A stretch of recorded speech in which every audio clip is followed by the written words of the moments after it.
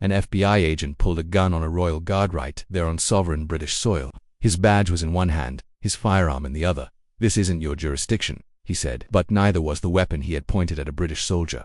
Just 3 minutes later, armed palace units had surrounded the embassy, and that's when the agent realized he'd just made the biggest mistake of his career. Want to know exactly how it all went down? First, hit that subscribe button and tell us in the comments where in the world you're watching from. Now, let's dive in. That October morning carried a sharp chill, the kind that makes you pull your coat tighter and wish you'd brought gloves. Frost clung to the iron railings outside St. James's Palace, each breath turning into little white clouds that vanished instantly. The ancient stone of the building looked freshly scoured by the wind, and even the pigeons moved briskly through the crisp air. Tourists had already gathered behind the rope barriers, phones in hand even, though nothing official was scheduled for another hour. But that's the thing about this place, you don't need a formal event to feel like you're standing in front of history. School groups stood in matching scarves, an elderly German couple passed a steaming thermos of coffee between them. A father hoisted his daughter onto his shoulders to help her see above the crowd, and right beneath the central archway stood Lance Corporal Tristan Hale. If he didn't know better, you might have thought he was made of stone. At 28, he looked every bit the soldier strong enough to carry a wounded comrade for miles. He wore the full ceremonial uniform that draws tourists from across the globe, a scarlet tunic so sharply pressed it looked dangerous, every brass button gleaming like tiny suns. His white belt was as spotless as new snow. His black boots shone like glass, reflecting the grey London sky. His bearskin hat sat at the exact regulation angle, no stray hairs, no slouch. His left hand rested with perfect precision on the hilt of his ceremonial saber. Beneath him stood Ajax, a majestic black stallion with muscles that shifted like liquid metal beneath his polished coat. The horse's ceremonial tack was just as flawless as the rider's attire. Polished brass fittings caught the light, and every leather strap had been oiled to perfection. To the crowd, they were the picture of British tradition, living statues of discipline and elegance. What those tourists didn't know, as they took their selfies, was that the man atop that horse had survived 2 tours in Afghanistan with the household cavalry. He'd held a forward observation post in Helmand Province, while mortar shells rained close enough to shower him with shrapnel, close enough that he could taste the dust. He could still remember the smell of cordite and the way the ground used to tremble beneath his boots. There was shrapnel buried so deep in his left shoulder that surgeons had decided it was safer to leave it in.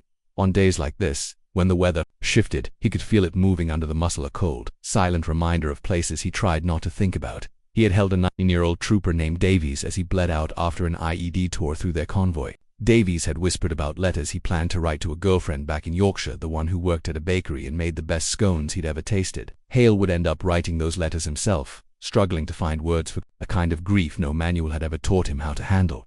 He learned to sleep through rocket attacks, to stay sharp through 48-hour watches where the tiniest lapse in attention could mean the difference between returning alive or coming back draped in a flag. If you knew what to look for, you'd see the clues. The slow, measured breathing of someone who'd trained himself to stay calm when chaos exploded around him. His gaze might have appeared fixed on the ceremonial point ahead, but his eyes never stopped scanning. Decades of instinct told him to watch for what didn't belong, but none of that was visible to the crowd. He didn't talk about his deployments, didn't post war stories online. He didn't carry his service like a badge of honor or drop subtle hints in conversation to the tourists gathered around him. He was just another part of the spectacle, a piece of red wool and pageantry, as permanent and silent as the stone lions that stood guard over the palace steps. That illusion was about to shatter. Roughly 50 meters away, a sleek black sedan with American diplomatic plates pulled up, wrong on multiple counts, too flashy, blocking the ceremonial route, and notably lacking any escort or official convoy. It hadn't been cleared through the proper channels. Out stepped Agent Marcus Webb. If you'd seen him on any American street, you'd have immediately pegged him for what he was: federal law enforcement, and not the kind with a friendly smile. He was in his mid-30s, built like a former linebacker who now spent more time behind a desk than in a gym.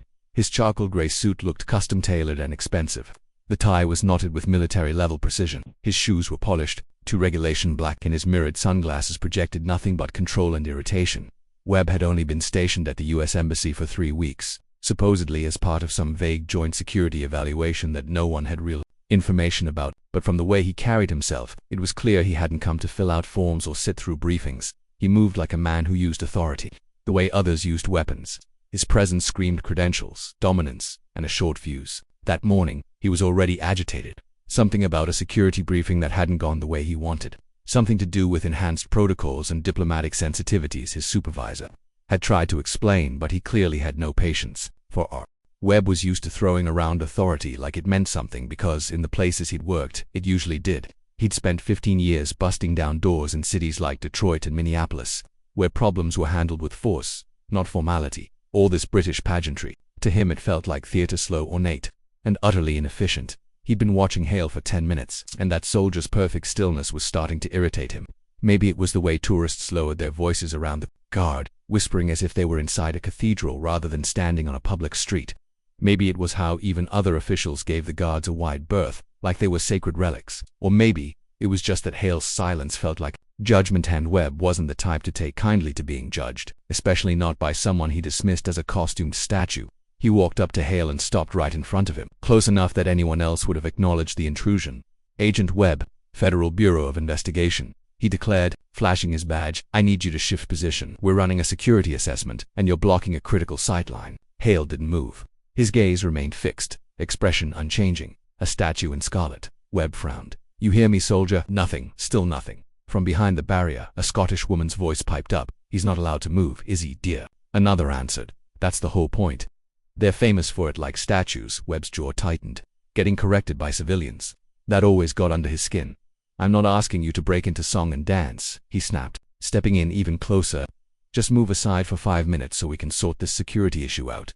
Hale didn't flinch. If anything, his posture seemed to grow even more precise, an embodiment of unyielding discipline. "What's the matter?" Webb raised his voice, sneering. "Battery die in your costume." A few uneasy chuckles rippled through the crowd, but the atmosphere had shifted. This wasn't playful anymore. It was tense. Webb took another step forward, now fully invading Hale's personal space. "You know what I think?" he said, voice dripping with disdain. "I think you people stand around playing dress-up because you couldn't handle a real uniform." Still nothing from Hale but his left hand, resting on his saber's hilt, tensed briefly, then eased. A tiny, almost imperceptible movement, but one that suggested enormous restraint, from the crowd. A father holding his daughter's hand spoke up. "Officer, he's just doing his job." Webb spun around, face flushed. "And I'm doing mine, sir. Unless you want to explain to your daughter why Daddy got arrested for interfering with federal business, I'd suggest keeping your opinions to yourself." The man stepped back, clutching his daughter protectively, but the girl didn't look away. She stared at Hale with wide, confused eyes. "Daddy," she whispered, "why is the American man being mean to the soldier?" Her father had no answer. Webb turned back toward Hale, something sharper now simmering beneath the surface. At this point, it wasn't about security anymore. It had become a power play, and only one man seemed to know he was playing. "You really think you're something special, don't you?" Webb sneered, his voice thick with contempt. Standing there like a statue while real law enforcement does actual work, he jabbed a finger toward Hale's chest. He didn't make contact, but the gesture was close enough to provoke a reaction, except none came. "I bet you wouldn't last 10 minutes on a real beat," Webb spat. "Try dealing with real criminals instead of standing around posing for tourist photos." A teenage girl had started recording, sensing something serious was unfolding. "You know what?" Webb continued, voice rising. "I don't think you can't even hear me. You're so far up your own ceremonial nonsense, you've forgotten what it means to be a human being." The crowd had fallen silent. Phones were up, but there was no laughter, no, only tension. Webb stepped even closer, now nearly brushing against Hale's polished breastplate. "I've dealt with terrorists more responsive than you," he growled. "At least they had the courtesy to shoot back." Ajax, the black stallion beneath Hale, snorted loudly. His ears flicked back. He sensed the shift. Animals always did when violence was near. Webb noticed and gave a nasty smirk. "Oh, what's this, your boyfriend going to protect you now? That how backup works here?" Then his hand moved to his jacket. At first it looked casual, maybe adjusting his coat, maybe reaching for his phone. But the motion was too deliberate, too smooth. His fingers slid to the edge of his jacket and pulled it slightly open, revealing the black leather strap of a shoulder holster underneath. The crowd froze. Someone gasped. A child began to cry. You could feel the fear ripple outward, like a wave tightening across the square. Still, Hale didn't move. Not a blink, not a breath out of rhythm. Webb's hand kept moving now with intention. He slid it inside his jacket and gripped his service Glock. 15 years in the field had made the motion second nature. The response from the crowd was immediate. Gasps turned into screams. People dropped behind benches.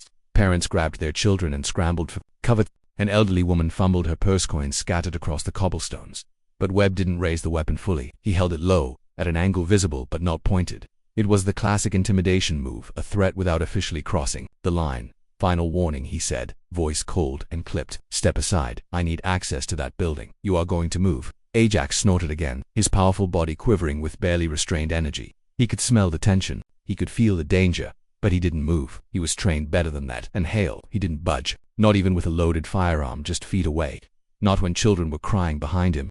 Not when instincts told him to act. He remained absolutely still, an unshakable pillar of duty, as if the threat didn't exist, as if Marcus Webb didn't exist. Drop the weapon. Someone shouted from the crowd, but it wasn't the police. It wasn't security who spoke next. Just a bystander, someone with more guts than caution. He's got a gun.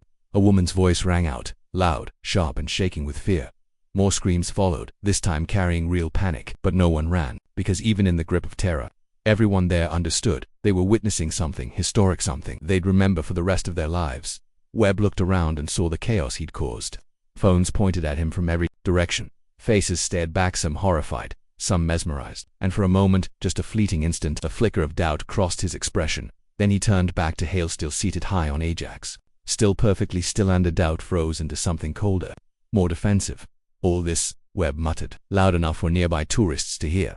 He adjusted his stance, feet now planted wider. His pistol rose just slightly, not aimed, not yet, but higher, readier, a threat made all the more dangerous by his belief that he was the only person in that square with true authority. Ajax took a single, deliberate step forward, not startled, not tense, controlled. It was the kind of movement that only comes from deep, drilled-in training, the kind that turns instinct into precision. Hale's grip on the reins tightened ever so slightly. Just a fraction. The only sign he was even aware of what was happening, but that subtle gesture was enough. It sent a ripple through the ceremonial square, like a stone dropped into still water across the palace complex and corners tourists never see and staff rarely visit. Silent alarms began to chime. Not dramatic sirens or flashing lights like in the movies, just a quiet, unmistakable tone, the kind that means only one thing: a royal guard is in immediate danger, and when that happens, centuries of military protocol respond without hesitation. Webb never saw it coming. The first sign was a low vibration, like the stones beneath their feet were humming. Then the sharp clunk of vehicle doors slamming shut in synchronized rhythm, and next boots, heavy, fast, precise. Dozens of them, moving across cobblestones with a kind of exact timing that only comes from thousands of hours of drilled coordination. These weren't ordinary officers. This was something else. From multiple directions, black Range Rovers emerged, silent, sleek, and serious. No sirens, no flashing lights, just presence. Controlled, professional, intimidating to the untrained eye. They looked like ordinary vehicles, but those who knew, those with military experience, recognized the subtle markings. These meant business. Serious business. The first vehicle stopped exactly 20 meters away.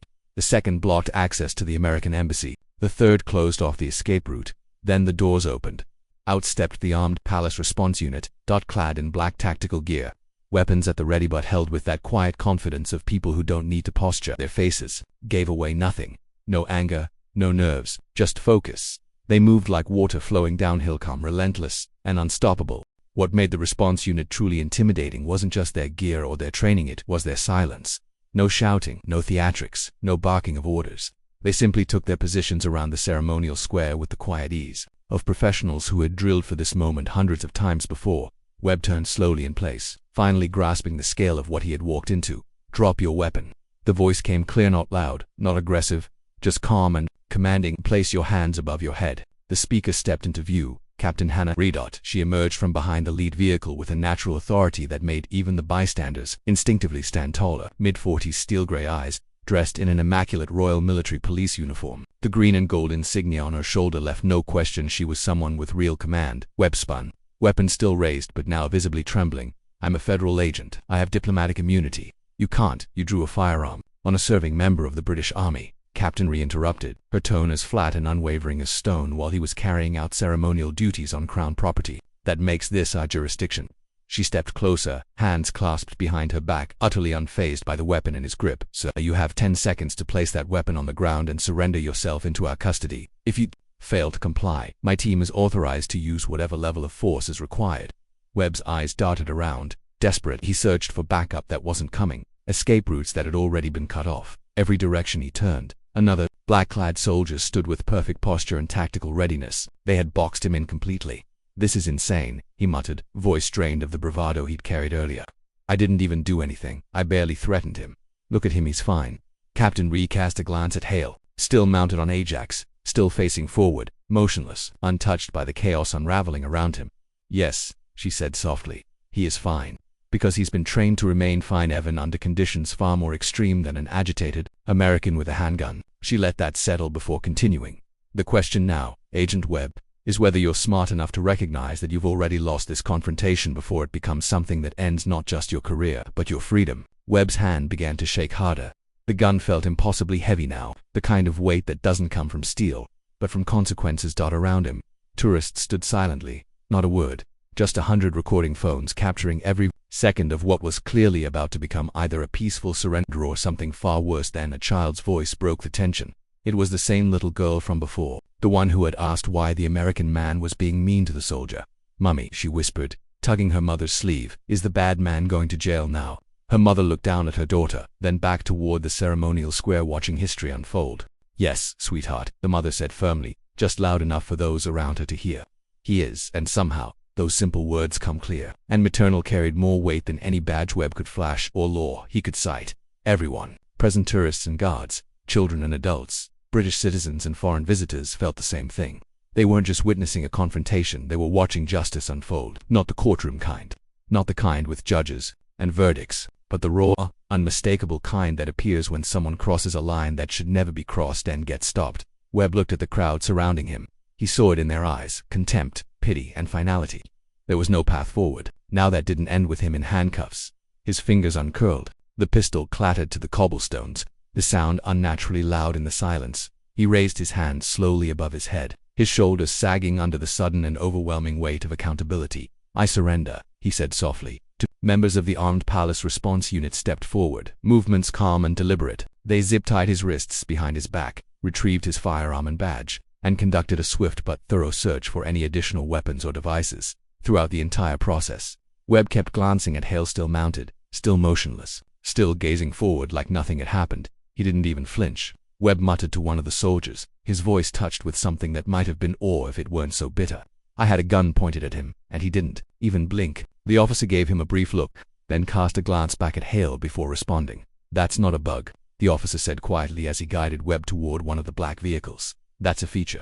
As they approached the waiting SUV, Captain Ree fell into step beside them, her pace calm, her tone precise. "Agent Webb," she said, using that particular kind of voice that military officers reserve for words they want remembered. "You came here today thinking authority came from your badge, from your gun." You looked at him. She gestured toward Hale, still a perfect image of discipline atop Ajax, and thought his uniform made him weak. "You thought yours made you strong." She paused. "Let that settle in. But real authority, the kind that truly matters, doesn't come from what you carry. It comes from what you can endure." Her voice lowered, deliberate. "And today, you learned the difference between having power and being powerful." Webb didn't answer. He couldn't. Not because he was out of words, but because somewhere deep beneath the embarrassment, the anger, and the fractured ego, he knew she was right. They loaded him into the back of the lead Range Rover. And as the convoy began to pull away, something remarkable happened. The crowd began to clap. It started with one person. An elderly man visiting London with his wife began to clap. A veteran himself, judging by his upright stance and the small pin on his lapel. His applause wasn't for the arrest or the spectacle. It was for something deeper. Others followed. The mother with her daughter, the Japanese tour group, the Scottish couple who had been sipping coffee. Even the teenager who had filmed the entire incident lowered her phone and joined in. They weren't applauding violence. They weren't celebrating the confrontation. They were acknowledging something far more rare and far more powerful. They were honoring the quiet strength of a man who had faced down a loaded firearm without flinching. A man who had trusted his training, his purpose, and the institutions behind him, even when every instinct must have screamed at him to react. Lance Corporal Tristan Hale didn't acknowledge the applause. He didn't nod, didn't shift, didn't offer the slightest sign that he'd even noticed, because that's not what he was there for. He was there to stand guard, or to represent something greater than himself, to serve as a living symbol of a tradition that had endured for centuries, built on the belief that some things are more important than recognition, comfort, or even personal safety. As the convoy, carrying Agent Webb, disappeared into the distance and the crowd slowly began to thin, people left the ceremonial square with more than just photos or tourist memories. They left with a story about dignity under pressure, about choosing discipline over ego, about the profound difference between making noise and making a statement. That night, the teenage girl who had captured it all uploaded the footage with a simple caption: "Today I learned what real courage looks like." The video would go viral within hours, but the comments wouldn't be filled with outrage or mockery. They'd be thoughtful, reflective. People would share stories of restraint, of grace under pressure, of how quiet strength can often be the loudest kind. Agent Marcus Webb would spend the rest of that day in a holding cell, facing questions from embassy officials, military investigators, and diplomatic authorities, trying to piece together how a routine security check spiraled into an international embarrassment. By sunset, his career would be effectively over, his credentials revoked, his reputation in ruins, all because of 30 minutes of poor judgment and wounded pride. But Lance Corporal Tristan Hale, he remained exactly where he had been all along. Still as stone, strong as steel, silent as the centuries he stood for. Ajax, his black stallion, shifted slightly beneath him, muscles loosening now that the danger had passed. But he too remained in perfect position, aware, like all good animals are, that things had returned to normal. Later that afternoon, flowers began to appear near the ceremonial barrier, left by visitors who had heard what happened. By evening, the base of the ceremonial barrier had transformed. Dozens of flowers had been laid carefully along the edge, small tributes from those who had heard the story and wanted to show respect. Handwritten notes from children, cards from tourists, simple gestures in response to something extraordinary. Later that day, the palace issued a brief statement. It confirmed that an incident had taken place but offered no details beyond the fact that a foreign national had been arrested for threatening a ceremonial guard. The American embassy released its own response expressing regret and promising a full investigation. But none of that mattered much to the people who had been there because they had already seen what real strength looked like. They had witnessed tradition defend itself not with aggression or retaliation, but with unshakable calm, with presence, with the kind of quiet certainty that can't be faked. As the afternoon light faded into that warm golden hour that turns London into a watercolor, the crowd still stood at the ceremonial square. But something in the atmosphere had shifted. They weren't just tourists anymore. They were witnesses. They had seen a man threatened with a loaded weapon and refused to flinch. They had seen him choose duty over fear, tradition over self-preservation. They had watched dignity win over dominance, and, as Lance Corporal Tristan Hale stood motionless, silent, unbroken in the saddle, those who remained understood something essential about strength. It's not about who shouts the loudest or who wields the biggest threat. It's about who stays standing when standing becomes hard. It's about who refuses to be moved when moving would be easier. It's about the difference between demanding respect and earning it so completely even your enemies recognize it. The American had arrived with authority, credentials, and a loaded weapon. The guard had nothing but discipline, and discipline won. So here's the question that matters. When someone tries to break you down publicly, tries to provoke you, humiliate you, drag you to their level, what's the stronger response? Fighting back or refusing to be moved? In a world driven by instant reactions and outrage, is there still power in silence?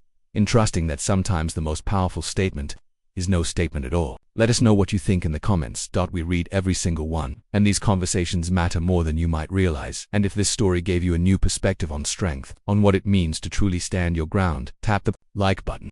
It genuinely helps more than you know. Subscribe and turn on notifications so you never miss what's next. We share stories like this every day, stories about the remarkable men and women who protect these ancient traditions with quiet courage. And if you know someone who needs a reminder of what true authority looks like, someone who believes power, it is about shouting the loudest until people listen, share this video with them. Your next Royal Guard story is already waiting, right there on your screen. Click it, and we'll see you tomorrow with another moment that proves, again and again, the same quiet truth. Real strength doesn't need to announce itself, it simply stands, and when it does, even the loudest voices in the world suddenly find they have nothing left to say.